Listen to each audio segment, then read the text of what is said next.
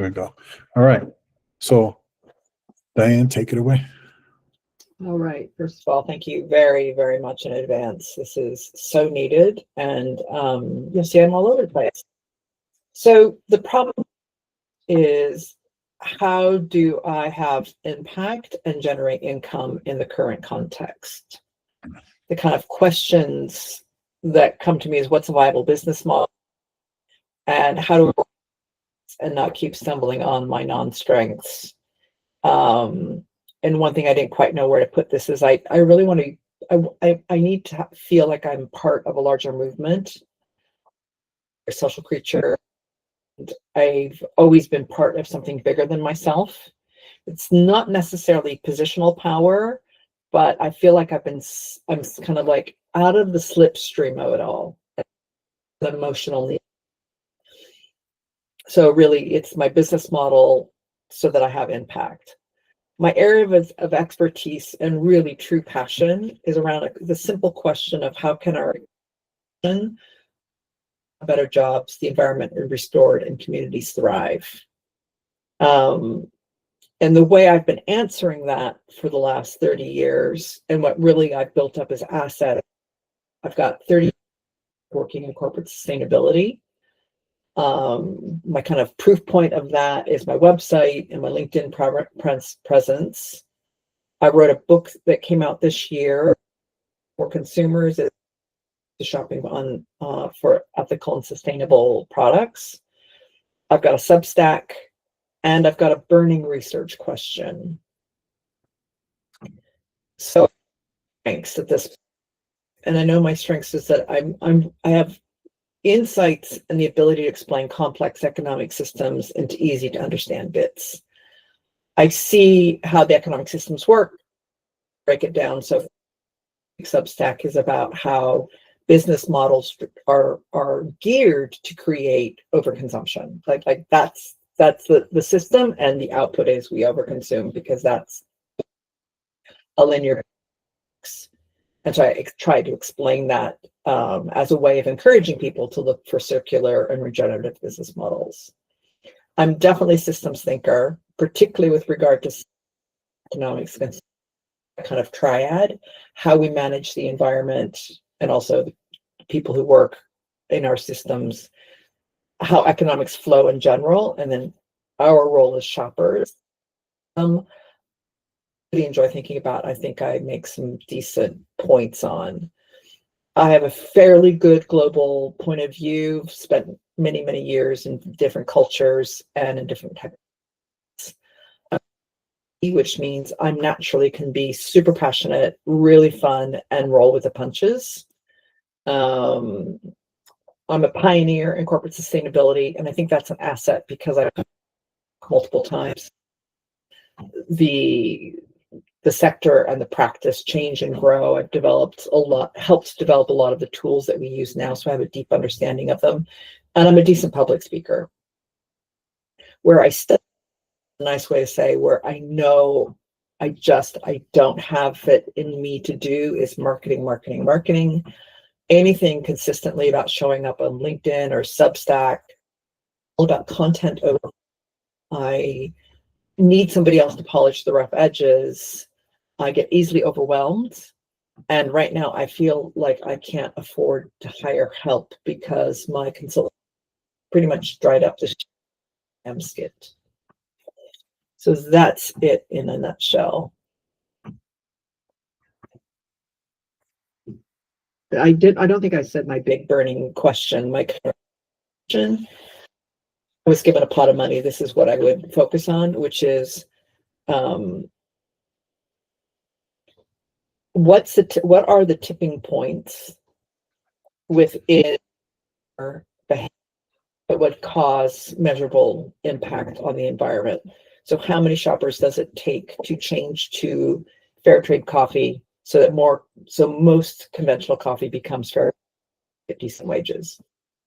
How many changes, or what percentage of consumers have to stop using plastic water bottles so that just goes away? Those types of, like, where are the tipping points? A question I'm very, very interested about, because I want to make sure we demonstrate that the demand side is stronger than the supply side, and that we as shoppers actually have the power to the way things are made.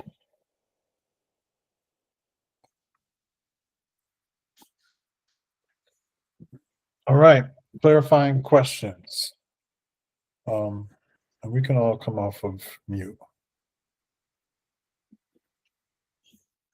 Clarifying questions. I have one.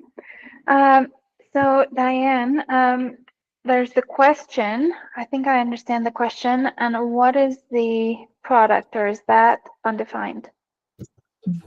The product of the question is research. And where would the knowledge live? Yeah, I undefined. Undefined. Okay.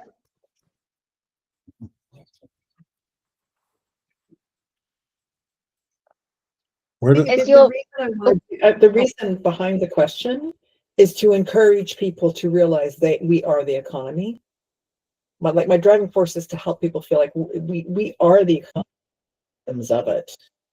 Our choices add up to create the system which we feel a victim of. If we didn't buy single-use plastic bottles, they wouldn't exist. Keep things really. Given we're only meant to have one priority, is your priority the research question? Or is it generating income?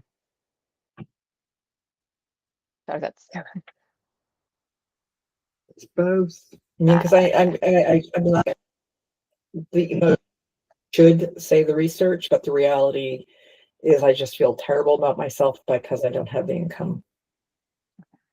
And it's more being an ENFP, I'm driven by emotions, not by. I do have quite a logical mind. Do you have people who currently and consistently follow your work in some way? I have a small following on Substack, largely from the writing and community, the Seth Godin community. The what community? Seth's kind of broader community, I think. Got it, I would got guess it. 90% of my subscribers have come that way, either through Purple or through the previous iteration of writing and community.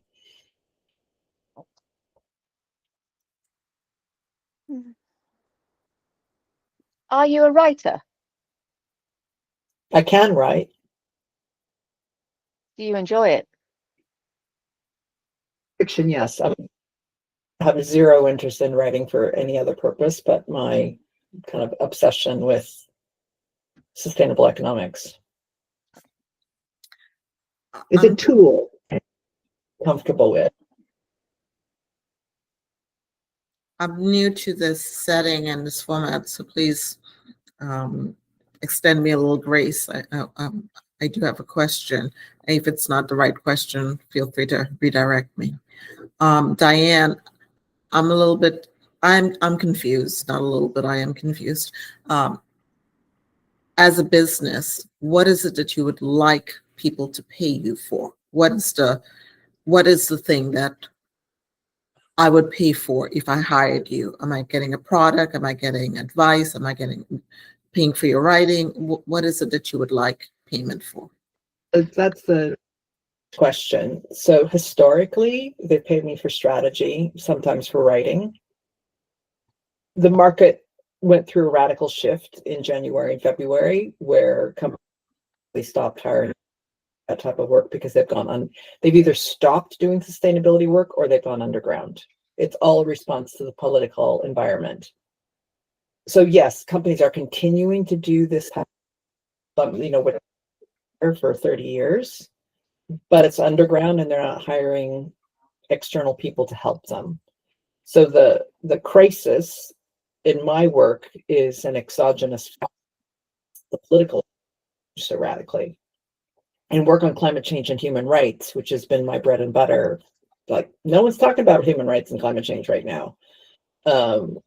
So I have this on strategy and occasional report writing. That has pretty much gone away. Okay, so Literally, my clients called and said, "Talk to you in 4." I mean, my best client in 4 years. who was your after- client? I'm sorry, I didn't hear. Or one of my best corporate client after the election called and said, "Talk to you in 4 years. We're just not going to do anything for 4 years." Oh, The ricochet effect has that sustainable corporate sustainability consulting has dramatically shifted, and people were. So what do I want to sell now? I don't know. Okay. okay. So is it possible that because So, these, hold on one second. So, Allison, I apologize. I didn't explain the whole structure. So we do the presentation, clarifying questions, which are short, factual, yes, no, one word type of answers, and then we're going to go into now probing questions, which is what you're asking anyways. It always naturally happens anyways. But I just want to clarify the structure. After that, I'm going to ask Diane to turn off her camera and her microphone, and we will talk as her consultants, given the knowledge that we have now about her problem, about her issue and her question. And then she'll come back and tell us about what she's heard, stood out, things like that. All right. okay, thank you for explaining. Yeah, no problem. I'll let go now. But we can move right into probing questions, and so you can go ahead with the line of questioning that you were on.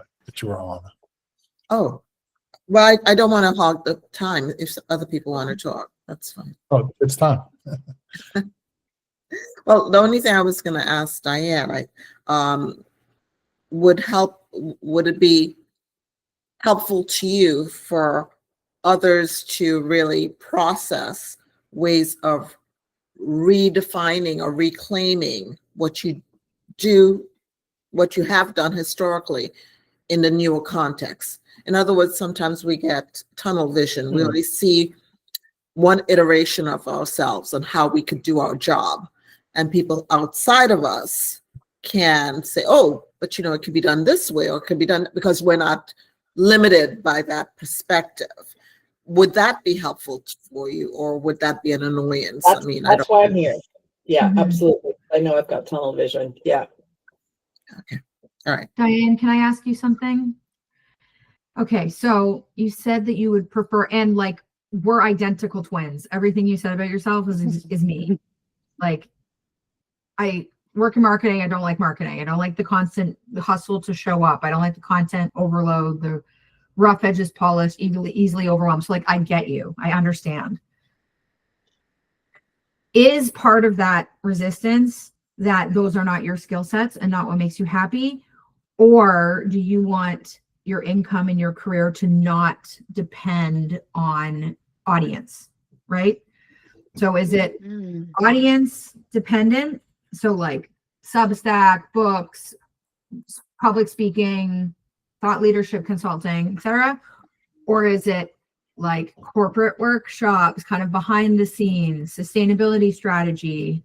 Like, are you doing like I do all the time and just going at all of the interests, or do you have one of those paths that speaks more to you? So like maybe resistance to being in front of the camera, for lack of a better term, or is it you really want to do the independent behind the scenes work?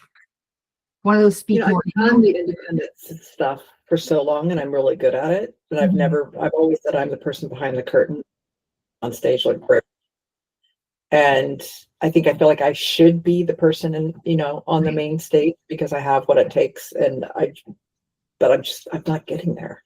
Yeah. Okay, that's good to know. Do you want to be on the main stage? I think it's a real split personality answer on that. Because I'm a great public speaker. Yeah.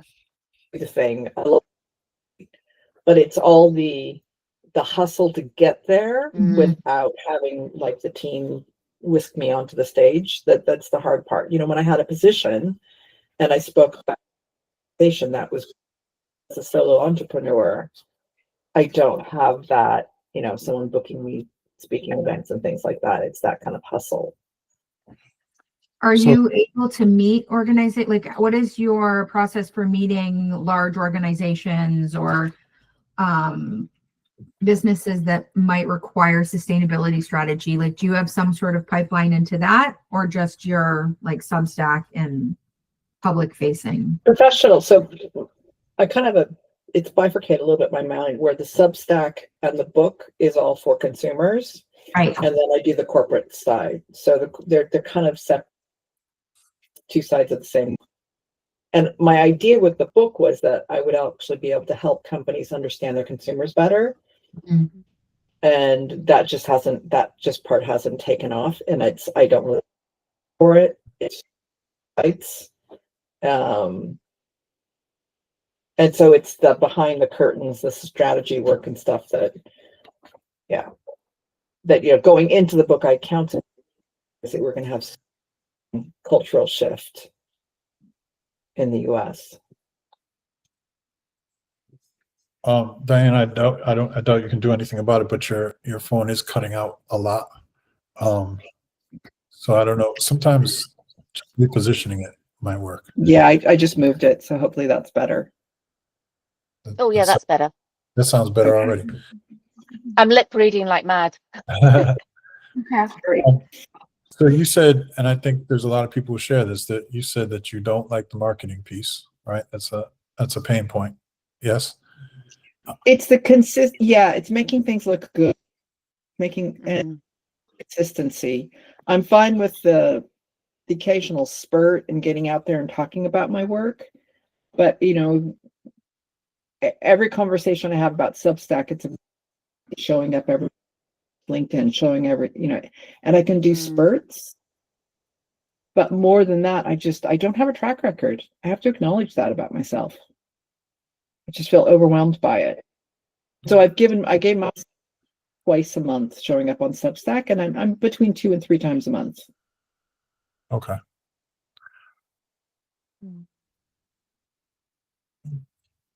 All right. Is there, are we running out of time? No, not yet. Is there any scope for collaboration with someone else who's also doing your work? As in kind of like a partnership? Found someone working on this consumer part, and that's what I would love to find. That's a great question, because and also they have to love marketing as well. Sorry. Yeah, you know, that's a very good point. Yeah. My colleagues to date have been more on other aspects of corporate sustainability, you know, other tools that they bring to the table. We put together through contracts usually, and that's been very rewarding. But I haven't found that for this consumer part. The consumer side, okay. Can I ask one more question before I don't want to move on before I just. And then Anna also had a question, so go ahead. I just want to quickly run over what I hear are your non-negotiables. Is that possible? So I feel like your conditions for what you're doing moving forward are like low overstimulation, avoiding like constant content output, maybe not so much public visibility. You want something that's more structured and pays and is predictable. You like intellectual work over like performance or persuasion. You need that support to polish your edges, wherever those edges may be, but you don't want to be reinvented. You've done this 30 years. You want, because I know you want something meaningful. You want something connected to like sustainability and economics and all these things you're passionate about. You want to work with insights. You want to use your global lived experience, like you said before, and you want to operate at systems, not comms level. And you don't want to do the social media grind. You don't want to do the marketing grind. You want fewer clients, deeper work, behind the curtain influence, minimal marketing, hopefully high level systems, corporate government, something like that. And no chaos. Am I catching all of that right? Yes. Yeah. Okay. Anna? Yeah, one more question. So just because I'm not very familiar with what skill sets go into corporate sustainability work, I'm wondering, when you read the news or hear other people talk about their projects, do you yourself have are there any fires that you are just itching to put out, that you think, oh, these people just keep running into that wall and I know how to get through that wall? That might be a different area, a different type of application of what you know.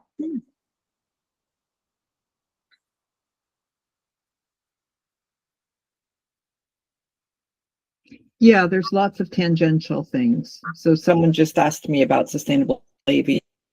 I used to work on, if someone in this group had said, what else, I would have forgotten that I'd worked on sustainable aviation fuels. So there's lots of tangential things like that, particularly after 30 years of doing this.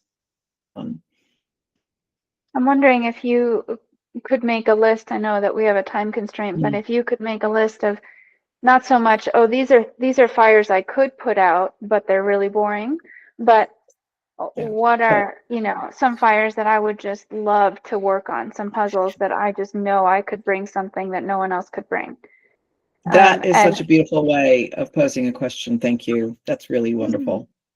And associated with that too is, I hear in current political climate that people aren't spending money because they don't want to make themselves a target maybe in this particular arena. But what are some benefits that your knowledge could bring to others that are current types of benefits people need? Yeah. Like, could you cut a school's budget in some expenditure in half by telling them, use cardboard and I have no idea, but no, I got you. That's really helpful. Yeah, and Anna took my question, so that I was doing the same direction, and you did it way better. I was trying to formulate it, but you formulated it so well, because again, along with the same lines, sometimes we cannot see how we've positioned ourselves can be modulated a little bit to stay authentic, but to fit the new climate. And sometimes it is good to do that kind of a list. Your knowledge is still your knowledge. And being able to put that out there would be top of mind. So even if it's top of mind for 4 years, when the 4 years, that's really helpful. Yeah. So don't view it as, well, it's not doing anything. No, it's keeping you in the marketplace, keeping your name out there. All right, Diane, I'll put you in exile. Camera off, mic off. We're going to talk about you. All right. All right. Who wants to kick it off? What are you thinking? Jennifer, that was an amazing summary. I'm thinking a lot. I have lots of notes. Mhm. I think Diane is doing everything that I said before, and we said on the last call, our personalities and working ways are similar. So I understand what she's doing because I do this myself. I think she's going in too many directions at once. I think the Substack was maybe a great idea, but it's audience dependent, which she said she's not into. High marketing demands, constant content creation, constant visibility. It violates her core, everything she wants to do, right? I wouldn't put any more time into that. I think her messaging too, when you go to her website, it's the same thing. And I do this all the time. I'm talking to myself. You go to her website, it's the same thing. It's pulling the viewer into two different directions, right? I'm just wondering if she could do things like take all of her time, invest it into partnerships with organizations, government organizations, corporations, etc., within the ESG chaos field. Like it's chaos. They don't know what to do. She could be their like audit systems auditor, their ESG diagnostics person, ESG is what? ESG? corporate social or environmental responsibility, that kind of stuff, that kind of work. I agree with the lots of directions, maybe too much of a energy suck because that, but I think also, to be fair, and the reason I know that that's the case is there's a desperation. She mentioned, wanting to produce income. Yep. And I definitely do the same thing. I hear you saying the same. I definitely do. So it's like, well, maybe this will work, maybe this will work, or maybe this will work, but you're not putting all of your effort anywhere. And so, and especially if you don't like what it takes, which most of us don't, right? Don't like what it takes to make those things work well. So streamlining is really hard when you know lots of things, but I think that there's something to that.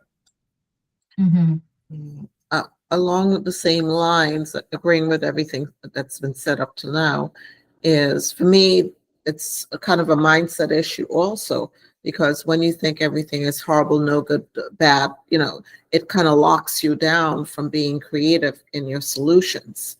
So when this is my first time hearing this whole situation, you guys probably have more knowledge of Diane than I do. But for me, just coming in right now, it sounded like, well, nothing's going to happen until the governance of the country changes. Well, when you have that kind of mindset, it kind of puts you in this place of saying, well, I'm just in waiting mode until things get better. Now, I could be misreading the situation, so please, again, give me some grace here. I'm just going on what I just heard in this few short minutes. So one of the things I would recommend also is that it be pared down to something that is doable within her skill sets, but also with a mindset that, okay, this is the thing that I can be doing within the 4 years that I think the larger picture, maybe I can't work on, but I can work on this thing, and this thing can be income generating. So it's like the person who's studying to be a doctor, but no, they have 4 years to go, but they're going to work at Walmart while they're going to med school and, taking care of the bigger picture. So I think that would be a good focus, just to say, okay, this is the thing I'm going to work on while I'm making some income, so that I could be able to be there when things open back up again with a more hopeful perspective. I also just think, because that part stuck out to me too, I also think turning that around, flipping that around, and using the reason for, the stagnation for the 4 years as the catalyst, the launch pad, the reason, the why for the urgency, right? Like, we need to pay attention because of the situation we're in, and using that more as rocket fuel than as something that's stopping us. Yes, a shift in the way you perceive it, and I think would create a different action, a different reaction. Right. Yeah, one thing that struck me, and of course I don't fully understand the political situation in the US currently, apart from what I get on the media here, which I must admit I tend to avoid. But I got something that kind of popped into my head, is that possibly her target audience, whether it be corporate or individuals who want to have more information, it's almost like it's like the resistance. I'm thinking of the French resistance during the World War II, and it was very quiet but incredibly effective. So when all this noise is going on while and I'd say you can't shout as loud as the people who are currently in charge. Similar things are happening in the UK, just we're going to be a few years behind. You can't shout as loud as them. The ideology is really rock solidly baseless, however it's solid. Yet the people that don't agree or want something different will quietly just get on with it. However, and this is where I'm a bit stuck, but it's like, I don't think Substack or kind of LinkedIn, those are very mainstream, even though it's niche, but mainstream marketing streams. It almost needs to be kind of I know someone who is doing this, pass it on. So it's kind of like a series of chain letters. Mm. And within that create a quiet movement, but a very powerful movement. It's like it's under the radar. It isn't big. It doesn't need constant polishing. It's almost like I'm waiting for Jennifer to restart her podcast so she can interview everyone who's on Purple of these quiet counter-revolutionaries. And it's not political. It's just people making quiet noise, if that makes sense. Yes, Connect. the anecdote to the chaos, pass it on. Yeah. Yeah. This is chaos, pass it on. Yeah. Yeah. And it's a little gift. It's a, if you want to be a more conscientious consumer, do this one thing and see if you can get someone else to do it. And if 10,000, 20,000, 2 million people do it, suddenly this company might stop doing something or other. I do have my sister-in-law used to work in still does actually, third sector it's called in the UK, charities, but wildlife, Oxfam, that kind of stuff. And she knows people in like the fair trades. And so I was just thinking, my homework, I'm very good at giving myself homework, is to find out if there are kind of tipping points, like where does things like B Corp certification, is that an international thing, B Corporation? Yep. Fair trade is another big one here. Rainforest Alliance, I must admit, I've got no idea what that means, but these are things that consumers can look out for and choose one over the other. And it's now getting to the stage where certainly things like bananas all have to be rainforest, because people will go, they expect the little froggy sticker now. Not everyone, but enough people. And so it's like, but that's not going to be done through a TikTok or a YouTube channel, because the people that are wanting those bits of help aren't there looking for it there. They're on there looking at, I don't know what else, the weather report. Yeah, I don't. Go ahead. Joanna, are you also saying, this is what I'm hearing, but I'm not sure. Are you also saying that how it would be good if Diane really finds her tribe and stay connected to them? Yeah, and that was one reason why I asked about the collaboration, because if she can find one or two other people who are Right. that their Venn diagrams of their skills cross over but have little differences. It's like when it's a Seth Godin thing. You've got to have your second follower and your first follower and your second follower. And there's just something about being as a team, because she did say in her global views, it's have to be fun, passionate. She's a pioneer, good speaker, but she also mentioned she doesn't want to, I don't want to say she doesn't want to work on her own, but she doesn't want to work in isolation. She wants the intellectual stimulation. She wants the banter. And just also, like, again, as a Seth Godin thing, which I'm finding, always be testing. Let's try this today. Let's try that today. And so the marketing happens by accident. It's not, we're doing marketing today. So no, we've got this exciting thing to say, pass it on. Do you know anyone you can email? Pass it on. And then just encourage, because I know 2 or 3 people that might be interested in this, I'll email them saying, this is really cool. If you know anyone else, pass it on. And actually kind of going back to the old days when we used to write each other letters. I know that's a bit archaic, but I just wonder if that's kind of for real, for the kind of the underground change. It kind of has to be that connection, and it's one at a time almost. But how can she get the corporate stakeholder brain people to pass it on? Right? If we don't want to do the work of having we don't want to start the movement on the ground level necessarily if we want to generate income right now. So how can we get the ESG experts, the NGO experts to pass on this? Like, wow, she created such incredible value for our organization. Yeah, it kind of feeds into the stuff that you've done, Jennifer, is by going and seeing the problem that they may not realize that they have and answering it. Right. And so I've got this from a book that I read ages ago, but it's like, if you go into any organization, and it's like, what's your problem? You don't ask it like that, but I tend to be a bit blunt. But that's what your essence you're asking. It's like, what is it that you're trying to achieve without funding, without government support, without there being a big movement? What is their thing that they want to do? And Diane sounds as though she's got 3 decades of experience in this. It's like, what is it they want? And then she go, I've got this idea. And it's like, I don't gather together a couple of hundred people to all land on a page and like it, so then the algorithm does pick it up and then it grows. It's like, it's that collection of, yeah, I'm not, I'm Yeah, not doing very good with the words, but I'm wondering if I wave my hands enough, you'll understand what I mean. How to get the idea to spread. yeah, How to create an idea virus. yeah. I think it's there. Like the potential is there. The content is something that affects everyone.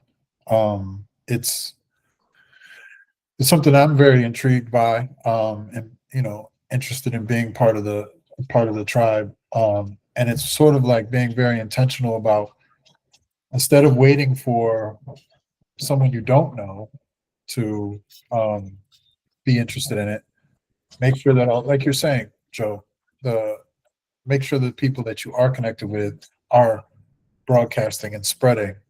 I think it really quickly you get enough value, you get enough proof of concept that now those with the money and the power and the position have more of a reason to take notice. I don't think it's a long process at all. It's just a shift in where you're focusing your energy. And there's also great value in being in those quiet rooms, because sometimes people in those rooms have access to the bigger rooms and they'll mention your name in those bigger rooms because you've been so consistent in the smaller rooms. So if during these 4 years, if she remains relevant in the smaller rooms with her tribe, eventually when something comes up, somebody will say, oh, Diane's been really about that for the last 4 years. Let's maybe mention her name as someone who could speak to this issue. Yeah. Also, I think that Diane is so experienced in this area. I think that if she did go in the direction of wanting to be a little bit public focused, like continue the Substack or whatnot, she can find one of these 25-year-old corporate, what are they called? I can't remember their job title. The sustainability experts that are hired by organizations. It's like a job that lots of people get when they're really young. It's like an intro job. She could partner with one of those kind of kids that are like really excited, really understand this, see the value of her 30 years. They'll learn so much more from her and get so many connections through her that they, it'll fast track their career. And then they can help with the polishing those edges. That's like native to someone who's like 25 who just finished university. Like there is an opportunity for that kind of partnership, like a knowledge share, transfer share partnership. That might be worth exploring as well. Yes. And they should pay for that. She could position herself as Right. mentor or consultant to more junior versions of herself. Multiplier effect. Multiplier effect, Rodney. I had another couple thoughts.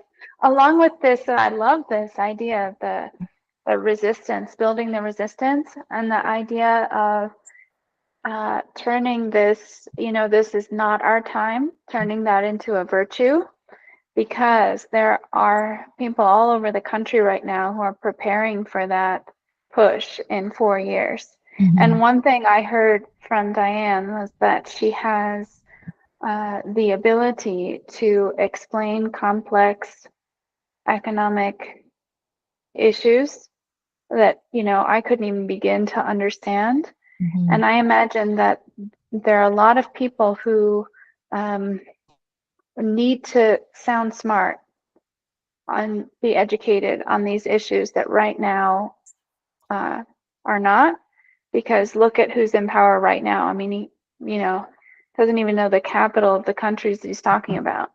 So the idea of building the home of the resistance, it doesn't have to give away any secrets, but it could still exist, like a think tank. And to market that to the people who are going to need that weapon in Mhm. 4 years. And also just the idea of thinking of that larger social context, because when we change the agenda from how can I, as an individual, find funding for myself, we change the story to here's a big movement. I'm willing to start this movement and, you know, be the leader of this movement. Whether I get credit for it or that's not important, but, you know, to be the tipping point, to be the momentum generator. And when you start something big, it attracts people, right? As opposed to, hey, how can I get a paycheck? It's, okay, who's excited about this big idea? And who's excited about running the fundraising for me? Because there are people who love to do that. And they're thinking, how can I be relevant? How can I have an impact? Right. Right. Right. All right. So I'm going to invite Diane back to the universe.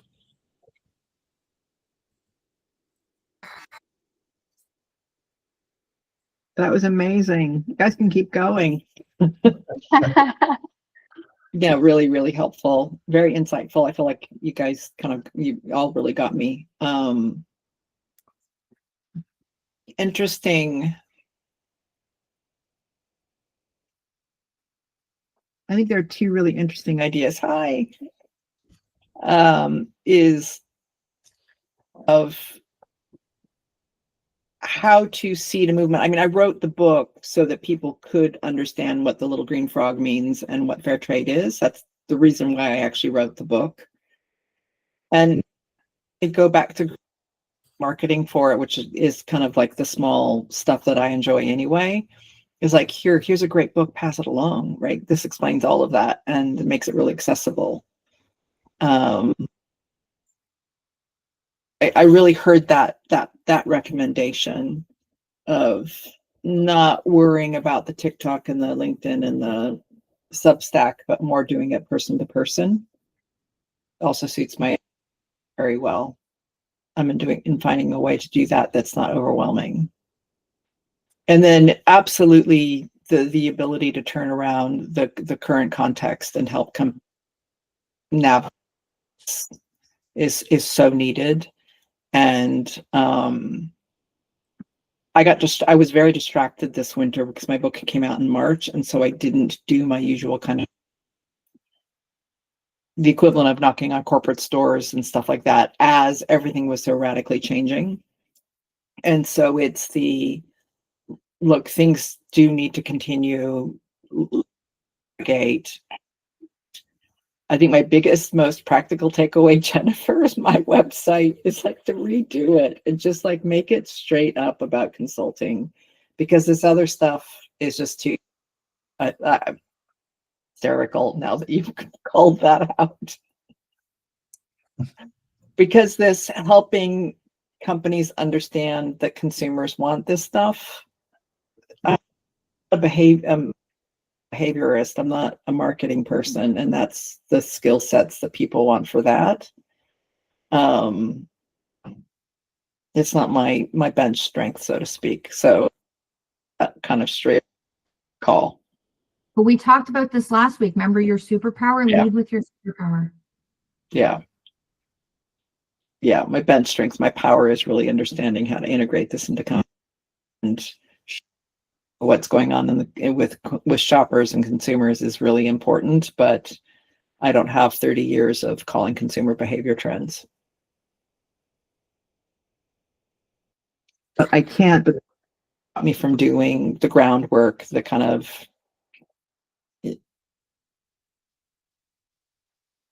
rebellious work of, hey, we're not victims of the economy. Attention to what you buy. Here's why and here's how.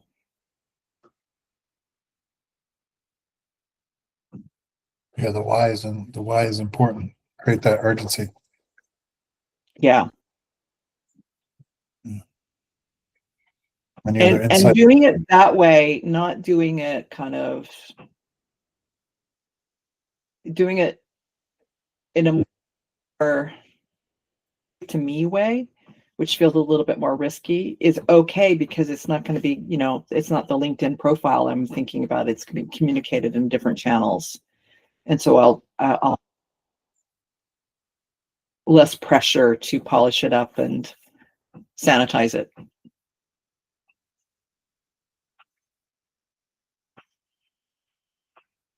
All right. Go ahead, Joe. You had something, or who was that? Oh, it's me. Okay, go ahead. I just had one other idea about the marketing. Just listening to you and Jennifer do your amazing ping pong there. That sometimes it's easier to market for somebody else than for oneself. It's a lot less tedious. So I wonder if, for example, you and Jennifer could do a trade where, okay, you do one cold call for me and I'll do one cold call for you. I don't know how it works, but you're both very articulate and passionate, and might be more fun. I will say, as you work on that website, Diane, please pitch it back to us. Like, I'm happy to help. I think also just openly and intentionally tapping into audiences that already exist, right? So I imagine on the screen there's some audiences that already exist, no matter how big they might be. And so, just thinking about those might not initially seem like my people, but the whole point is you're trying to educate folks about this. So bringing it to new audience in whatever way. I know that there's podcasts on the screen right now. I know that there's events that are going on, things like that. But just thinking about kind of I don't know, whatever. It's spreading the message that you have through audiences that already exist, like I said. Yeah. Rodney, to your point. Anna, did you want to say something? Go ahead. I was Rodney, to your point that what is it, joint venture. So yes to our audiences, and you have connections that have audiences already that are aligned and that do want this, and so call and be like, hey Rodney, you want me on I'm coming on your podcast, you pick February or March, but I'm coming. That kind of, like, you have that, and that's actually a really great idea, Rodney, because you adopt people's audiences, and again, you adopt that know, like, and trust, and they already know you, like you, and trust you. But I love that idea. How do you feel about that, and how do you feel about actioning that? I mean, that part's much easier if I know of someone. It's the cold, I spent probably weeks of my life to podcast and pitching articles with some success, but not a huge amount of success when my book came out. But I neglected the kind of purple community, so to speak, and all the people that have, and that's a bit of a shame. Do you leave those podcast situations with a call to action? Like, and so you heard this, so please connect with me this way. Yeah, I mean, up until now, it's been to buy the book. It's been in the service of learn more here type thing. Yeah. I think Diane, go ahead. I think Diane, I would be interested to understand your your topic in specific situations. Let's say I was an educator. How does what you do intersect with education?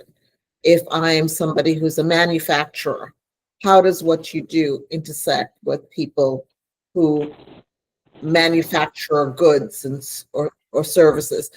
Wherever the connection is, I would try to find the bridge between what you do and what it is that person is interested in. And that's how I would approach them. Just simply like, oh, I see that you're into this banking, do you know sustainability in banking? This is what it looks like, and this is where my expertise is. So no matter who the podcaster is, if the podcaster is about finances, if the podcaster is about family situations, if you find a bridge, because I wouldn't be able to find a bridge if I was a podcaster. I wouldn't be, I'd say, well, if I'm not directly connected to sustainability, like Diane does sustainability, if she doesn't do, I do work-life balance and relationships. So where's the connection for me between that and what you do? If there is a bridge and you tell me about it, I would be like, well, oh, really? That's how that intersects with what I do? Oh, that's interesting. Let's talk about that on my podcast. That's the way I would look at it. That's helpful. And that brings up to me the kind of question is, which do I focus on, the consulting, which is working with businesses to make better widgets, or helping shoppers make better decisions they buy? But wouldn't that be part of the marketing if you're able to bring the connection to people outside? I think Rodney said something about people who are not currently your go-to people. So if you are able to plant a stake in another area, another topic of interest, that's a whole nother group of people who have never thought about sustainability, and they are potential consumers of your product. Aren't they potential customers now moving forward, whether it's for your book or whether it's to hire you to consult with them, to give them Oh, I see what you mean. I think it's Ava. Okay, I think we promote Diane. Diane is the thing. She's the thing because she comes with all these other goodies. Yeah. But I mean, 30 years experience. Like, not just experience. Like she's like a celebrity, and so I think we exploit that. And then, do you want her to speak? Do you want her to consult? Do you want to read a book? Do you want to all these things? I agree. Anna. One more thought. This is not necessarily income generating off the bat, but you said I'm a good public speaker. I heard you say that a few times. And what came to mind is, you know, in the consulting sphere, I think one of the things that makes someone attractive as a consultant is, you know, prestige assignments that they have. So this is to build prestige. The idea would be, you know, call up all the business schools. I said this to Rodney too. Call up all the business schools because they have deep pockets, but you don't necessarily have to charge them a speaker fee off the bat until you have a few. You know, but the goal is to be able to put on your consulting website, you know, speaker at Harvard Business School, speaker at Wharton, whatever, and, you know, call them up and say, I'm coming to speak at your university. Don't ask for permission. I'm coming. I'm going to need this, you know, this size auditorium. It'll be a free lecture, but your graduates need to know about this because this is the world that they're going to be graduating into, and they don't know about it. Excellent. And I'm going to prepare them. amazing. That's great. That's a killer idea. And I'm fucking Diane Osgood. You're lucky to have me. Say it just like that. Yes. I'm just Say it just like I'm that. just reading. I've just went onto the various. Yeah, I've just went into the various bookshop places. Your book is not available in the UK. I'm going to have to import it. But just reading your reviews and the nice. I'm not a great reader, so good at like I'm just as good. Oh yeah, London School of Economics. Oh, I've heard of that. PhD. Something about orangutans.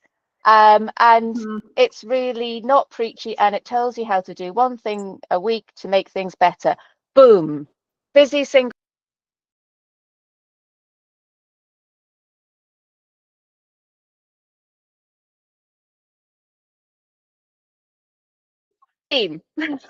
Love it. All right, so that's perfect segue into commitments before we end. So anybody have any commitments to Diane and her cause? I think, Diane, if you're like me, you will go away, and I know in many ways you are ENFP, but you may go away from this with a lot of great ideas and limited action.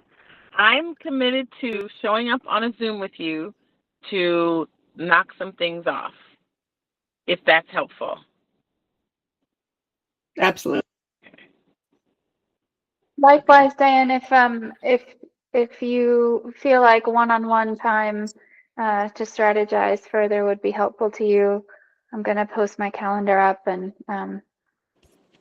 be happy to be a sounding board for you. Mine is not necessarily That's about fine. strategy. Mine is about just, you know what you need to do. Yeah. I'm here. Mm. You got me for an hour. Knock it off. I'd love to have you on my podcast. And I'd love to just talk to you about the intersection between what you're doing and my world of education. And yeah, see what comes of it. And Diane, I I'm want to gonna- mirror that offer. I have a YouTube channel. It's not very big. You could look at it, but it's not big. But if you would like to, if you could explain to me the bridge between what I do, which is work-life balance and relationship issues, and what you do, that would be an interesting conversation that Yeah. I have on my YouTube channel. So things like that. If I don't understand what the bridge is, and you could explain, then you could explain to so many other people, and that would be awesome. Yeah. Good point. I'm going to ask my local bookseller why I can't buy your book in the UK and then find out how to buy it without having to pay Nice. $8 import tax, because I know at least 2 people need this for Christmas. That's right. Yeah, Right. it's because it's only published in the US. You can buy the Wow. ebook. That's it. I know. Yeah, well, if enough people want to buy the book in the UK, they will publish it in the UK. And a publisher. Right. Yeah. Thank you. Oh my gosh, biggest hug. Thank you so much. I really, especially today, really appreciate it. I feel a little overwhelmed, which is wonderful. That's But a good. positive So way. so let's just real quick, couple comments about the process. Anything you noticed about today? I think Good, Really bad, rich. I think those of us that have got used to the process are getting better at it. I think maybe remember to do a little spiel at the beginning for those who aren't familiar. But we Yes. are, Alison, we're awful. We never get the probing questions and the closed questions the right way around. We just keep Nobody asking ever has. Well, frankly, this is my first experience, and it's a positive experience. So thank you. Yeah, Right. and this is only my third, but yeah, everything's welcome and there's no wrong. It's only the third. Rodney's done. Yeah. This is the third time we're meeting. Oh, Yes. Rodney, we're not meeting on Thursday. We are. We are. But Diane, wait, hold on. No, Okay, mine's at a different time. it's a different time. No. It's Hold at the on. same. Uh-oh. They're Did I- both at 11 o'clock, right? EST. No, 1 o'clock. Did I do it wrong? Oh, okay. I've got Maybe, this group at 1 o'clock. okay. Eastern, yeah. And so it should be Tuesday and Thursday, except for Thanksgiving, through the end of the year. I think I scheduled them all. Okay. I'll say about this process, this might be the first time this happened, this kind of all for one for all thing happened so vividly. And this is exactly the why. If you ask me why I like doing this, it's because it's exactly this, is because you don't have to wait for some powers that be to come over the mountain and save you and make everything great. It's the people next to you, the people on your screen, the people you talk to regularly. That's the movement. You have a movement right there. You have consultants right there. So the way that all came together, if anybody ever asks you why I do this, that's exactly what it is. Oh, I'm very grateful. Thank you so much. Thank you. Thanks, everybody. See you Thursday. All right, see you Thursday. Bye. Bye.